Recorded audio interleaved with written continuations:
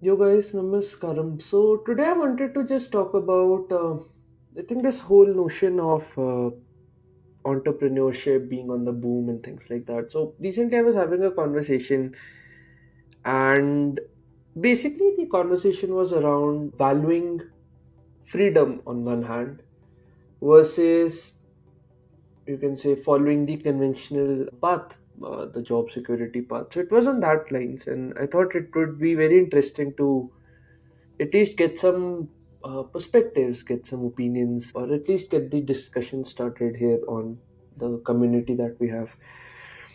So, anyhow, before even understanding why this craze for entrepreneurship has come into sudden boom, first of all, we must understand as to why we function the way we do, and that has a lot to do with our education system. So there's a very, you can say, famous, and I would like to put the word famous in quotes, business person who was also a major investor in the General Education Board in 1903. His name is John D. Rockefeller. And he has this famous quote wherein he says that I don't want a nation of thinkers, I want a nation of workers. And during that time, the whole idea of this general education board was that there should be an adherence to authority, like complete obedience to authority. One must follow rules. A lot of emphasis was given to memorizing things, the rote learning, and not thinking through things, employing a thinking to think in new creative strategic ways, and kind of training you to be suitable for the standard, you can say 9 to 5, 10 to 6, whatever it is, for elite corporations, so that they can earn money through your hard work.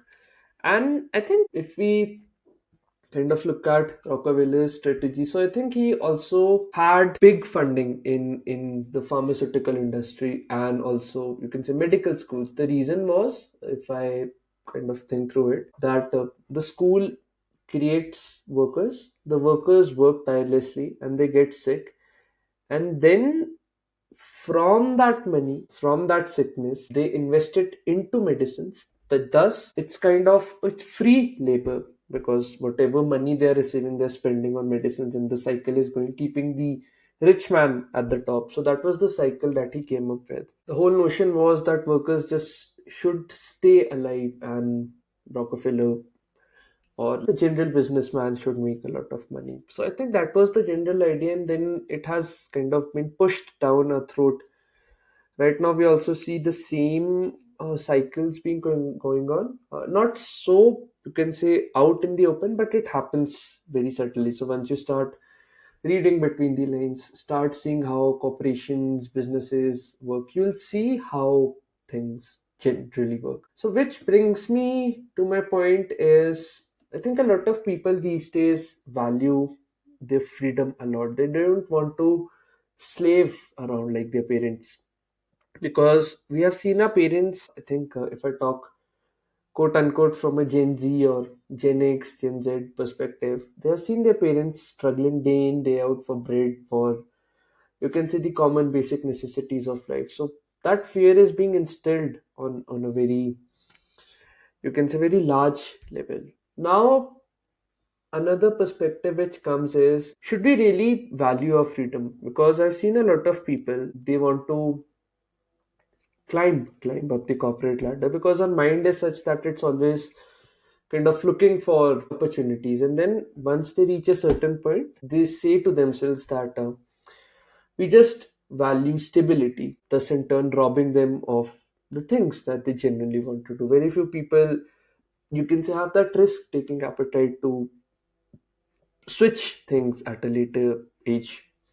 I don't think it's hard, though I don't have correct contextual experiential data or contextual data as to how life would be at that time or in that specific age. But in general, it just comes back to that power of choosing. So, anyhow, I think with the recent trends of AI, you see that a lot of entry level jobs are kind of being just vanishing in thin air. So now I think entrepreneurship, or just the will to exceed in a very authentic way, is becoming the need for the hour. Unfortunately, what has happened now is because from generations we have been exploited so much from the crony businessmen. We associate a very negative image to these words. These are entities of people who just like to hoard money, steal people of their rights, and things like that. But anyhow, I think one major thing that needs to change within us is see the unique gifts that you have, see the cultivation of them in a light wherein it becomes a way to earn your freedom. Because as we keep on progressing more and more with the technological advancements, eventually there would come a point that either a lot of people would be, let's say, solo entrepreneurs, or they would just be elite level, high level employees who just have those traits in them. You see, in businesses, a lot of emphasis is given to sales and things like that, even though each department carries its own weightage, but money kind of becomes the fueling factor for running, quote unquote, a business.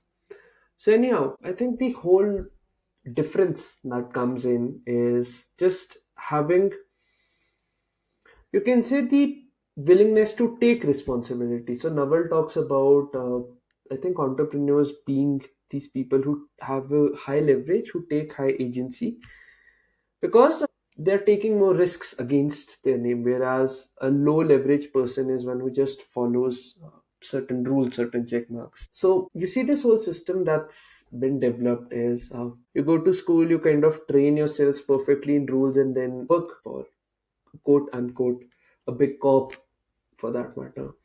So nothing wrong with education. I think one should just keep on educating themselves. That's not the point which I'm trying to make. But just being aware and keeping this in your conscience that, like, what's the context with which these schools and these things are being established in the first place, so that you can tweak things as per your own unique personality. So I just don't want, I think the whole pursuit of my channels and, let's say, my videos is, one should not become stagnant. One should always have that urge to constantly explore into new territories, because the thrill of challenging yourself, the spirit to challenge, develops self respect and self efficacy in you.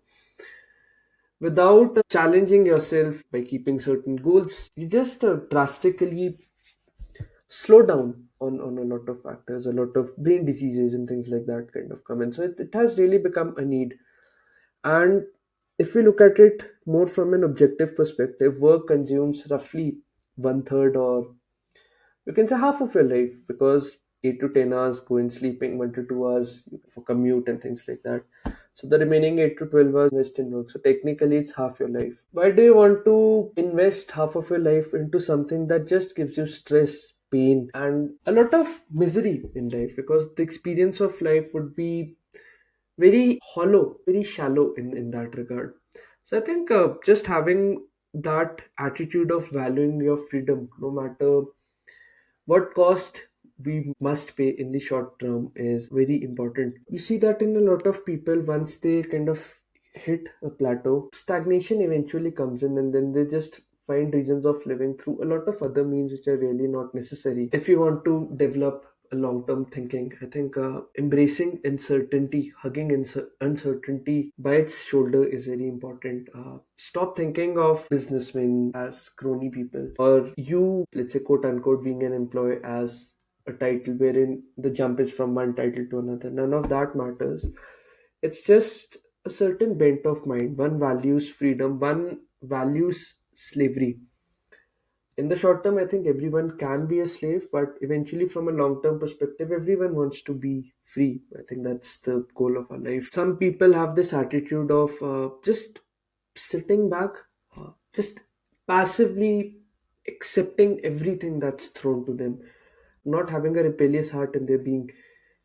Whereas, if you look at the other side of the spectrum, entrepreneurs, businessmen are just assertive people who know what vision they envision, and they want to just kind of set that vision out in the world. Times are such that you see a lot of layoffs. So I think the only way to solve your own long term pain is to kind of invest in yourself right now, having a leap of faith, maybe trusting the universe to somewhat level. And once you realize, once you have made a choice, I think just sticking to it, no matter what challenges come in your way. I think that's a more noble way to look at life.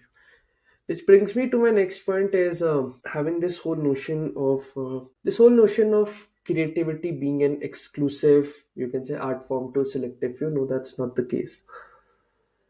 Creativity comes through iteration. So the more you enact on certain things, no matter how bad you start in a specific thing, the will to not give up in that thing is eventually what makes you creative. Because I think creativity is another name for not giving up despite the challenges kind of coming at you time and again. And I think of creativity as the right word because it kind of beats you into a pulp.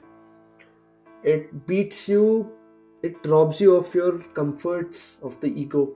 It forces your brain to think in new tangents. It forces your hands to pick up things, or your whole body, if let's say you're a dancer, or anything for that matter, to just train yourself in a very different way.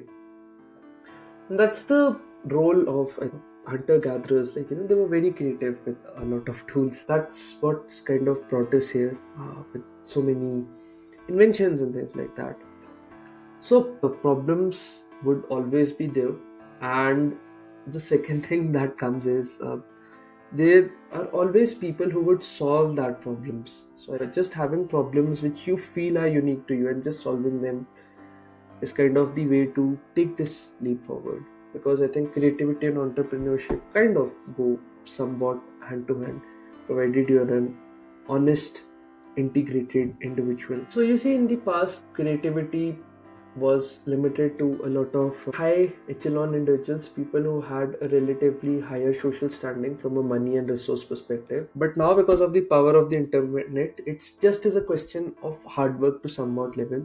At least if you're watching this video, that's the case. Think of the social media or the content that you consume as a sort of digital society, a society in which you're living in. And you can have the greatest of the greatest minds at your fingertips. So I think always having this attitude of being a creator, creating something which genuinely speaks to your heart is important. A person who self-reflects is able to identify problems, explore unknown territories to solve those problems, come up with creative solutions, and then kind of test those solutions and see what works for him. And then kind of filters all of that out to share it with others. I think that's a very noble way to look at life, because that is where this constant need to challenge yourself, this constant need to explore new territories, and the constant assurity of living life from a right center is fulfilled. So those were, I think, my 2 to 3 cents. Let me know what you feel about it. And until then, this is Debu Ki Dastak signing off. Cheers. Bye.